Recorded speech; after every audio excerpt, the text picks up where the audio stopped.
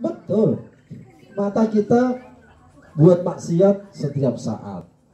Coba kita baca Quran. Ayo, siapa yang kuat baca Quran sampai berjam-jam? Kalau masalah masih muda saya Bu ya, jam 6 pagi sampai jam 6 sore khatam 30 juz. Ada yang sudah kuat dari pagi sampai sore 30 juz.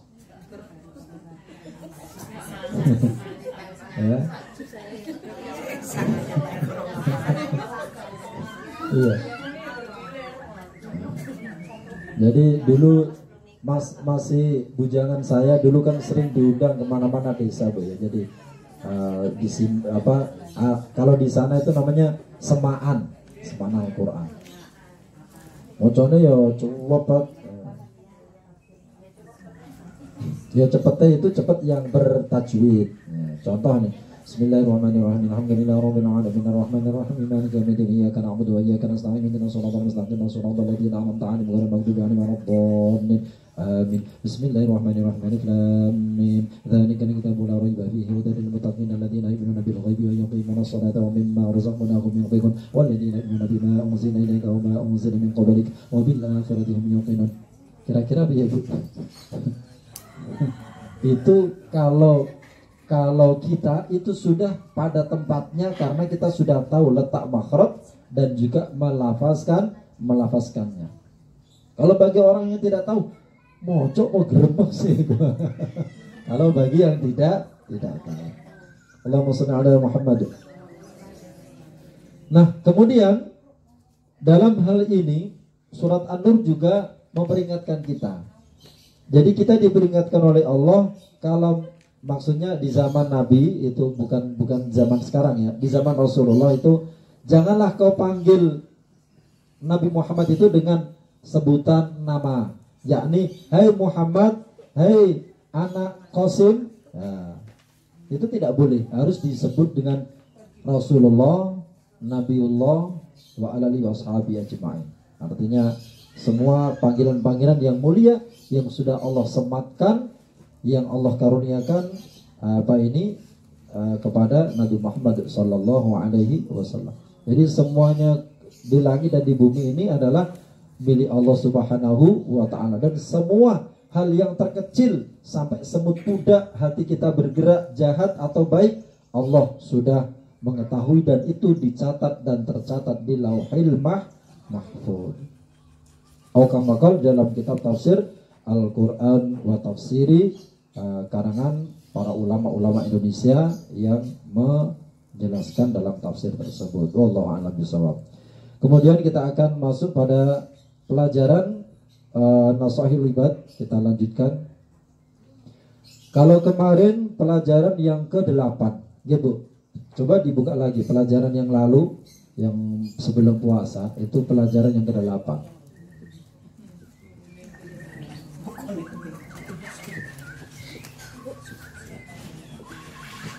Kemudian dalam pelajaran yang ke-8, maqalah yang ke-9, ya, maqalah yang ke-9 dengan diberi judul memperturutkan hawa nafsu dan takabbur. Pelajaran yang ke-9 atau maqalah yang ke-9 adalah memperturutkan hawa nafsu dan takabbur. Diriwayatkan oleh Sufyan Ats-Tsauri radhiyallahu an, kullu ma'siyatun an syahwatin fa innahu yurja ghufranuha wa kullu ma'siyatun an kibrin fa innahu la yurja ghufranuha li'anna ma'siyata iblisin kanat minal kibri wa zalata sayyidana Adama kana asluha minasy syahawati. Rasulullah sallallahu alaihi wasallam bersabda, setiap perbuatan maksiat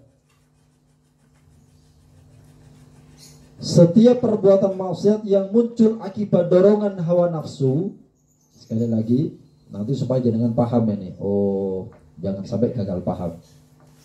Setiap perbuatan maksiat yang muncul akibat dorongan hawa nafsu itu masih dapat diharapkan ampunannya.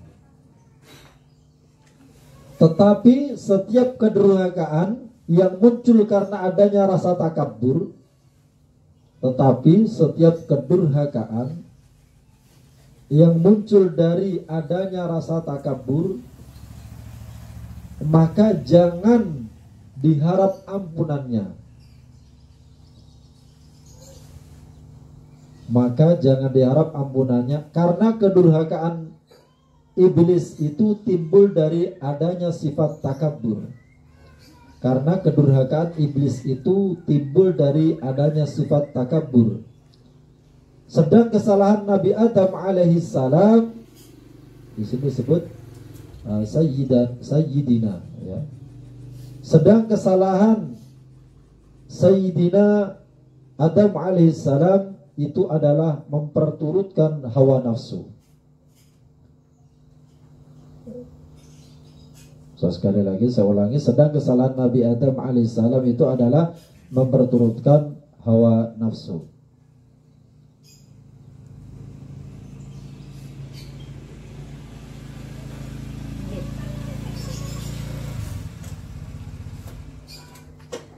Jadi beliau Sufyan Ats-Tsauri itu adalah maha guru dari Imam Malik. Imam Malik itu gurunya Imam Syafi'i. Imam Syafi'i itu otaknya itu lebih canggih dari Imam Malik. Gurunya itu, jenengan misalkan ini, saya punya murid Bunda Warni dan Bunda kita. Waalaikumsalam. Beliau berdua ini lebih cerdas dari saya. Itu mungkin. Paham, Bu? Itu mungkin seorang murid lebih jadi profesor, gurunya itu doktor, tapi nanti muridnya jadi doktor profesor. Banyak, Bu. Banyak. Karena apa? Dia mau belajar dan terus belajar terus menerus. Nah, dalam hal ini beliau menyampaikan bahwa kita, umpama ini saya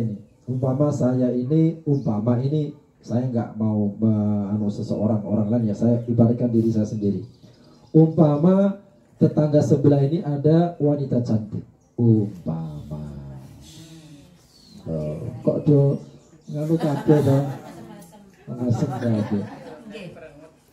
Umpama saya ini, karena saya ini seorang pengamen jalanan, umpama diumpama namanya, saya setiap hari itu lewat jering, oh mbak ini cantik, terus kemudian pakaiannya seksi, umpama.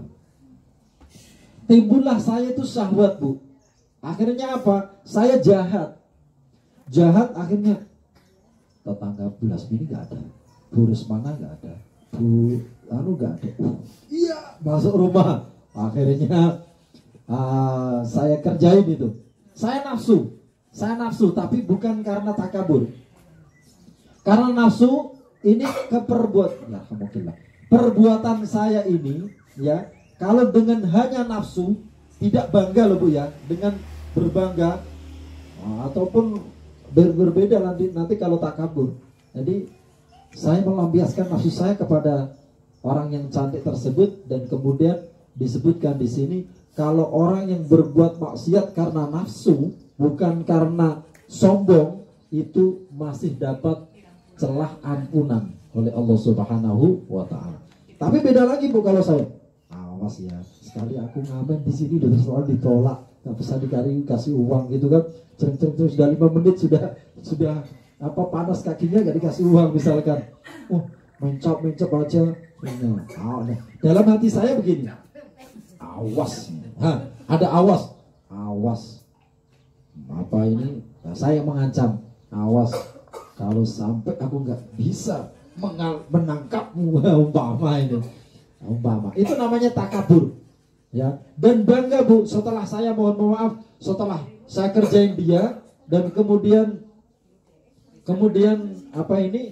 setelah berhasil saya bangga, misalkan ini sulit untuk mendapatkan ampunan.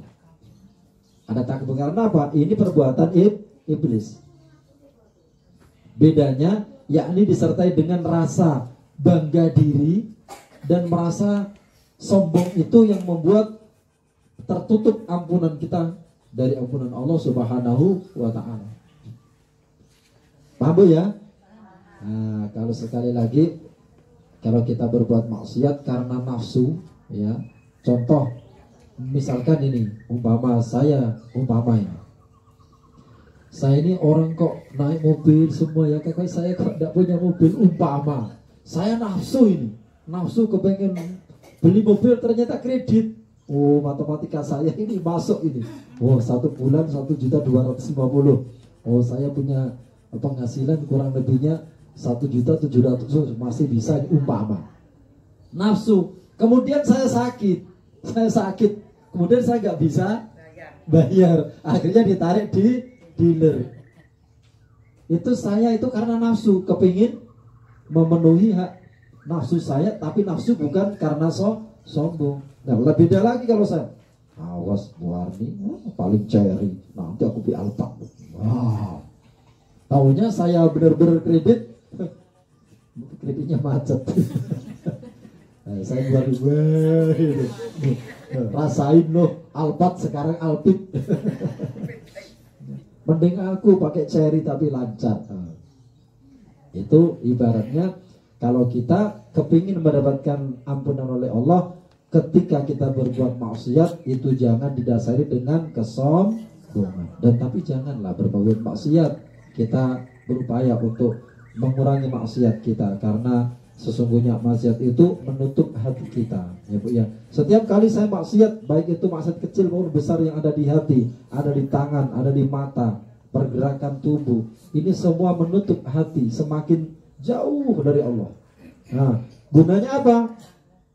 Kata Imam Hasan Al-Basri, bila kita hari ini berbuat dosa, taubat besoknya, dosa lagi besoknya, kemudian dia bertobat, dosa, dan kata beliau jangan berhenti beristighfar. Paham Bu? Istighfar itu terus kita lafazkan, meskipun tadi habis jalan udah ini ngetok apa misi, misalkan ini umpama, itu berarti kan kita bisa punya dosa. Nah, maka kita beristighfar terus. Nah, itu pesan daripada Imam Hasan Al-Basri, yakni tabi'in, yakni di masa hidup, di masa zamannya para sahabat Nabi Sallallahu Alaihi Wasallam. Allahumma shalli ala sayyidina Muhammad. Jadi pelajaran ini pun penting untuk geragapi jiwa kita, hati kita, untuk kita resapi. Oh, selama ini ternyata aku ada rasa sombong maksiatku, ya Allah, ampun dosa-dosaku, ya Allah, bimbinglah aku. Maka doa terbaik bagi saya Bu ya, untuk Allah itu, ya Allah, kuserahkan segala urusanku kepadamu, dan kuserahkan segala keinginanku kepadamu. Hanya Engkau yang mengetahui segala keinginanku, dan hanya Engkau lah yang memenuhi segala kebutuhan dan keinginanku. Itu kalau saya, bahasa saya dalam sholat malam saya simpel. Setelah saya mendoakan semua jamaah saya, orang tua saya, anak-anak saya doakan, saya minta maaf kepada Allah, saya memohon maafkan kepada Allah. Jadi itu wajib Bu ya, kita itu disunahkan untuk memohon ampun kepada sesama muslim, terutama orang-orang yang kita cintai. Ya, ke orang yang kita cintai, ya Allah, suami saya yang sakit ini, ya Allah, mudah-mudahan Kau berikan kesembuhan, ya Allah, gitu terus. Jangan terus, wes dah mati yong, aku tak kawin meneh. Waduh, itu istri tak baik gitu Bu ya, ampun ya, jangan begitu. Jangan. Itu bahasanya ustaz-ustaz Banyol di TV itu. Kapokmu kapan? Itu apa itu namanya? Gus Miftah, terus Gus Nuril, itu kalau ya ceplas-ceplas begitu. Allahumma sholli ala sayyidina Muhammad. Jadi panjenengan kalau tadi habis subuh saya kirimi salam sugeng injing, good morning itu, kemudian ada majelis ta'lim itu Bu ya, majelis halaqah itu adalah majelis ilmu, yakni di mana kita dibacakan Al-Qur'an, dibacakan kitab Allah, kemudian ada pelajaran tentang ilmu syariat Islam, saling berpesan dalam ketakwaan kepada Allah Subhanahu wa ta'ala. Ini undangan Rasulullah. Kalau jenengan dari rumah itu sudah cinta ke majelis ta'lim, itulah jenengan cintanya kepada Allah dengan Rasulullah, benar-benar cinta. Kalau jenengan kok paling baca Quran rom juz, kempis